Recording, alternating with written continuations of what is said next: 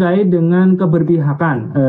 Jadi tadi ada beberapa yang keberpihakan terhadap guru-guru yang sudah berusia 35 tahun ke atas, kemudian juga sudah mengabdi di atas 3 tahun, kemudian juga THK 2 dan sebagainya. Sebetulnya tadi di paparan kami dan Kemendikbud juga sudah kami sampaikan bahwa pertama untuk mereka itu untuk guru yang berusia 35 tahun dan terdaftar di Dapodik ya dan telah mengajar 3 tahun itu akan diberikan penambahan nilai sebesar 15% dari total seleksi kompetensi teknis. Kemudian guru untuk K2 ya K2 itu akan diberikan juga penambahan nilai sebesar 10%. Kemudian tadi ada penambahan nilai karena sertifikat pendidik sebesar 100%, kemudian disabilitas sebesar 10%. Itu sifatnya akumulatif, Bapak Ibu sekalian. Jadi kalau misalnya yang bersangkutan adalah guru K2, kemudian juga telah berusia 35 tahun dan terdaftar di Dapodik, maka yang bersangkutan bisa mendapatkan 15 plus 10, 25% penambahan nilai. Dan itu akan diperhitungkan di awal sebagai perhitungan untuk nilai ambang batas. Artinya nilai awal tersebut, kemudian nanti nilai berapa yang akan diperoleh, itu ditambahkan sebagai penghitungan nilai ambang batas.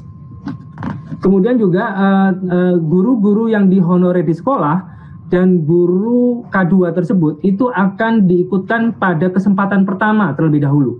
Itu belum ada rivalnya, belum ada kompetitornya, di mana guru swasta dan guru dari lulusan yang baru yang dari yang PPG yang telah memiliki sertifikat pendidik dan sebagainya itu belum boleh mengikuti terlebih dahulu. Mereka diberi kesempatan terlebih dahulu. Itu juga salah satu merupakan afirmasi keberpihakan terhadap guru-guru yang tadi yang kami sampaikan, guru honor di sekolah yang kemudian menetap telah mengajar 3 tahun ke atas dan terdaftar di Dapodik ataupun terhadap guru-guru K2. Kemudian terkait dengan usulan yang di tahun 2022 yang sebentar lagi juga akan kami buka, insya Allah kami akan tetap mengakomodir untuk usulan-usulan di guru terkait dengan sisa dan sebagainya. Tapi karena memang ini proses seleksi yang di 2021 belum berlangsung, maka kemudian nanti akan kami perhitungkan untuk sisanya terlebih dahulu. Jadi sisanya terlebih dahulu supaya tidak terjadi overlapping. Khawatirnya kalau kemudian sisa yang sudah diusulkan tetap diusulkan, maka kemudian nanti akan terjadi overlapping terhadap guru-guru tersebut, itu akan menjadi tidak efisien.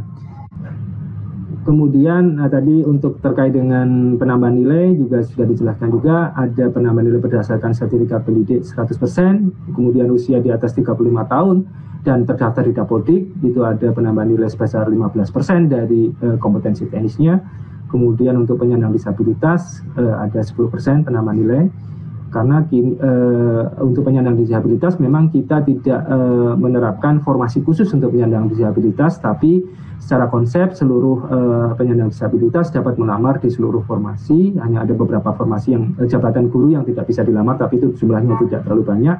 Dan karenanya untuk mereka yang terverifikasi sebagai penyandang disabilitas, kita akan berikan tambahan nilai sebesar 10%. Kemudian ada penambahan nilai 10% kalau yang bersangkutan adalah terdaftar di database THK 2 BKN dan berstatus aktif sebagai guru selama 3 tahun terakhir.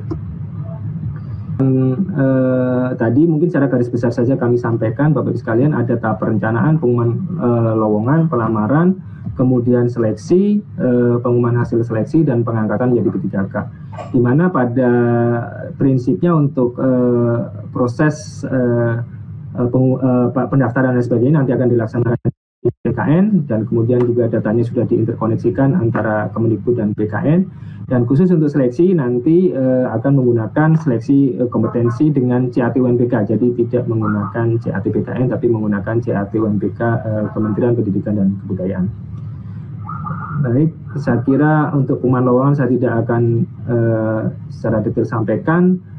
Untuk peserta yang bisa ikut, tadi disampaikan Bu Nur juga ada 4 jenis.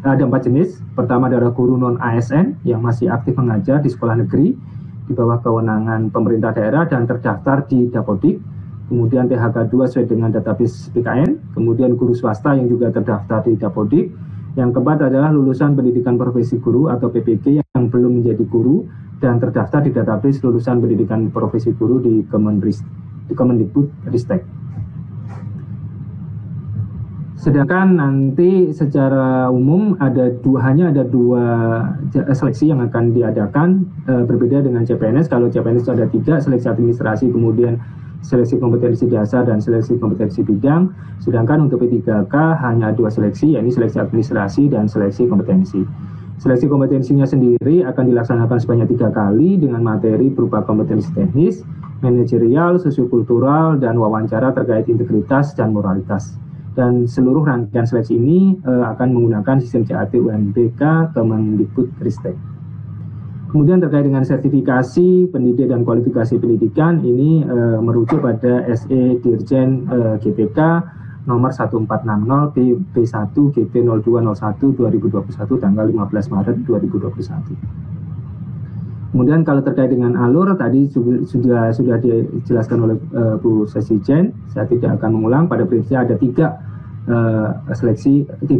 tahapan seleksi yang bisa diikuti dengan pengaturan-pengaturan yang cukup rigid. Jadi pertama kita utamakan mereka yang sudah guru honorer non ASN di sekolah negeri, kemudian jika THK 2 yang ada di database PKN dan seterusnya. Ini tadi sudah dijelaskan, hanya mungkin di sisi terakhir nanti ada lagi pengisian kebutuhan yang belum terisi. Jadi nanti kalau di akhir seleksi kompetensi 3 masih ada guru yang lulus passing grade, tapi kemudian masih ada formasi yang kosong, nanti akan kita atur sedemikian rupa bersama-sama dengan Kemdikbud untuk mengisi formasi-formasi yang masih memungkinkan untuk diisi tersebut, tentunya dengan sistem.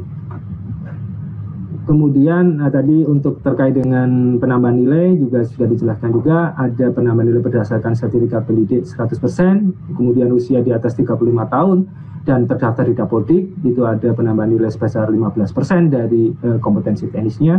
Kemudian untuk penyandang disabilitas ada 10% penambahan nilai.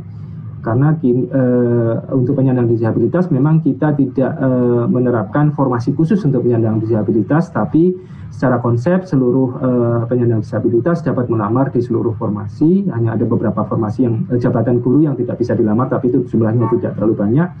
Dan karenanya untuk mereka yang terverifikasi sebagai penyandang disabilitas, kita akan berikan tambahan nilai sebesar 10%. Kemudian ada penambahan nilai 10% kalau yang bersangkutan adalah terdaftar di database THK 2 PKN dan berstatus aktif sebagai guru selama 3 tahun terakhir.